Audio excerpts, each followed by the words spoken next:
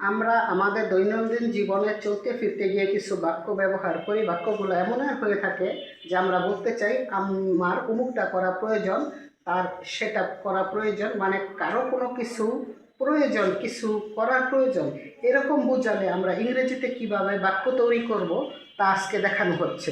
যেমন এক, আমাদের ঢাকা যাওয়া প্রয়োজন, we need to go to Dhaka. দুই, তাদের একটি বাড়ি বানানো প্রয়োজন, they need to build a house.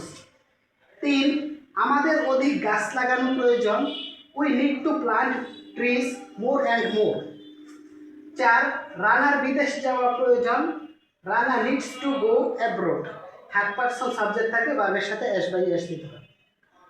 তার পরীক্ষার আগে অনেক পড়াশোনা করা প্রয়োজন, হি বা she needs to study hard before examination.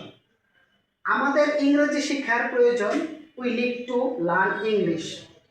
তাদের একটি নতুন মোবাইল কেনার প্রয়োজন, আমরা